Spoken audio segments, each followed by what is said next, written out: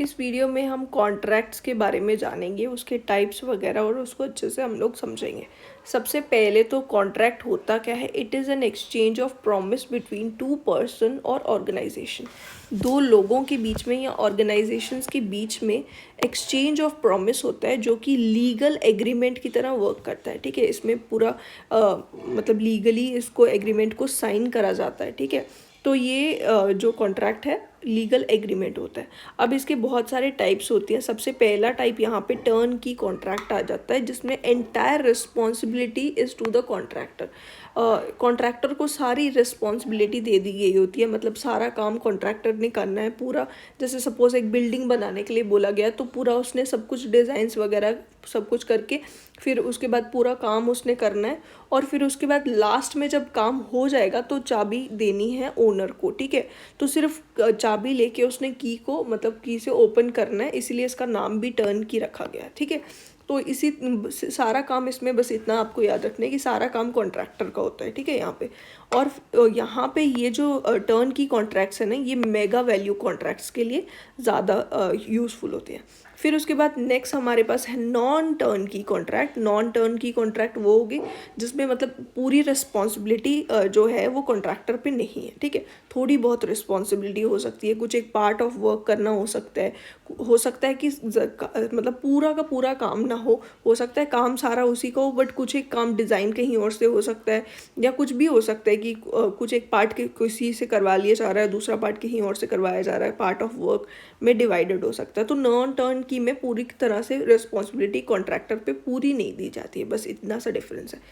Non turn की में lump sum contract आ जाता है।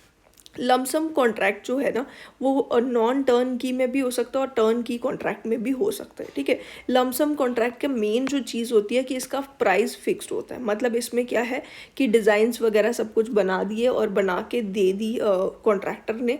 ठीक है, और फिर उसके बाद उसी के बेसिस पर डिसाइड करा गया और कॉन्ट्रैक्टर को कॉन्ट्रैक्ट मिल गया।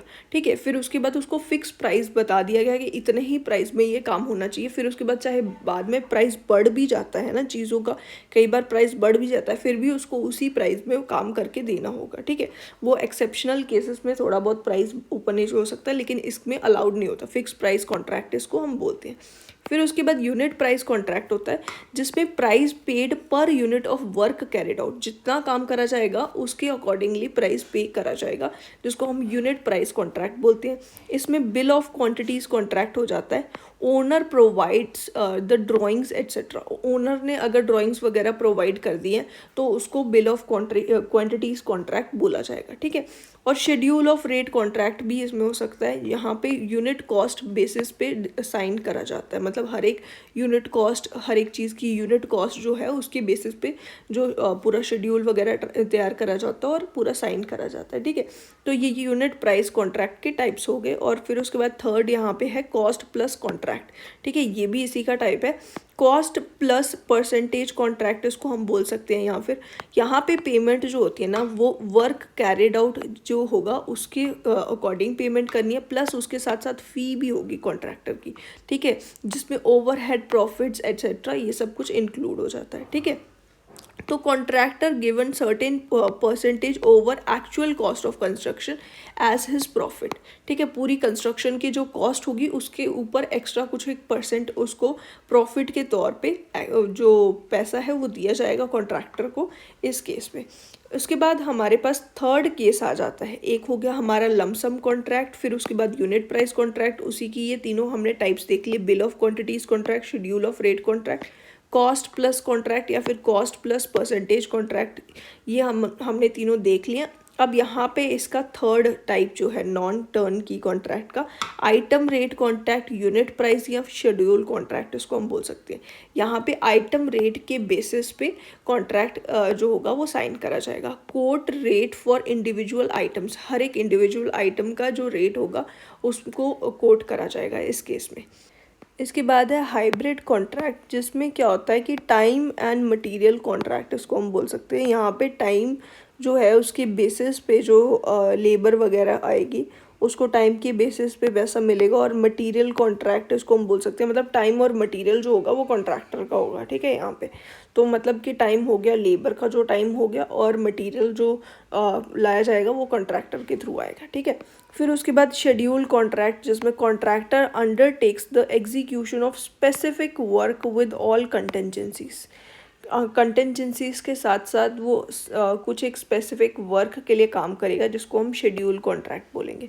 नेगोशिएटेड कॉन्ट्रैक्ट जो होता है वो अवॉर्ड करा जाता है विदाउट कॉलिंग टेंडर्स। टेंडर्स को कॉन्ट्रैक्ट के लिए कॉल करे बगैर, टेंडर्स को कॉल करे बगैर ही अगर किसी को अवॉर्ड कर दिया जाए कॉन्ट्रैक्ट, तो उसको हम नेगोशिएटेड कॉन्ट्रैक्ट बोल देते हैं।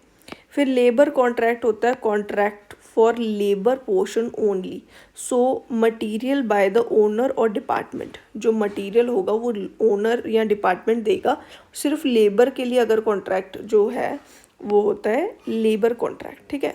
उसके लिए कॉन्ट्रैक्ट को अवॉर्ड करा जाता है या फिर उसको लाया जाता है। अब ये सारे कॉन्ट्रैक्ट हमने जाने। यहाँ पे कॉन्ट्रैक्ट्स में पहले टर्न की, फिर नॉन टर्न की, जिसमें lump sum contract, unit price contract, item rate contract, schedule contract इसको हम बोल सकते हैं। फिर हाइब्रिड कॉन्ट्रैक्ट, जिसमें टाइम और मटेरियल होगा, लेबर को पर आवर के बेसिस और इक्विपमेंट एंड ऑल, इन सब चीज़ों के बेसिस पे कॉन्ट्रैक्टर का मतलब ये पोर्शन होता है। फिर उसके बाद बिल ऑफ क्वांटिटीज़ कॉन्ट्रैक्ट, जो कि यूनिट प्राइस कॉन्ट्रैक्ट में था, शेड्यूल ऑफ रेट कॉन्ट्रैक्ट भी इसमें था, कॉस्ट प्लस कॉन्ट्रैक्ट भी इसमें था। उसके सिवाय नेगोशिएटेड कॉन्ट्रैक्ट था और लेबर कॉन्ट्रैक्ट था, ठीक है। तो ये सारे कॉन्ट्रैक्ट से, अब कॉन्ट्रैक्ट से रिलेटेड एक दो और टर्म्स हैं। सबसे पहला आता है मस्टर रोल। मस्टर रोल जो वर्ड है आपने काफ़ी बार सुना होगा। ये क्या होता है? To record attendance and out turn of the worker for the purpose of payment of wages. मतलब उसको अटेंडेंस उसकी नोट करना वर्कर की, कि कितने टाइम के लिए इसने काम करा है, कितने बजे ये आया, कितने बजे ये गया, मतलब कितने टाइम तक इसने काम करा, ताकि लास्ट में उसको पेमेंट दी जा सके उसके बेसिस पे, ठीक है। तो उसी को बोला जाता है मस्टर रोल। फिर आता है लिक्विडेटेड डैमेज। लिक्विडेटेड डैमेज क्या है? Fixed stipulated sum paid by the contractor on account of penalty for delays and does not bear any relationship with real damage of the owner. जो owner का असलियत में जो डैमेज हुआ ना, उसके साथ इसकी कोई रिश्ता नहीं होता। मतलब कि इसको ये फिक्स प्राइस कुछ रखा होता है कि ये देना ही पड़ेगा। अगर इसने पेनल्टी मतलब डिले हुआ प्रोजेक्ट, तो फिर ये पेनल्टी रखी होगी कि ये आपको देना ही पड़ेगा, इतना सम अमाउंट जो कि ओनर को आपको देना पड़ेगा, चाहे उसका रियल डैमेज उसका उतना हुआ है नहीं हुआ, उससे ज़्यादा भी हुआ होगा। तो ये फिक्स करके पहले से रख लिया जाता है, जिसको हम लिक्विडेटेड डैमेज बोल देते हैं।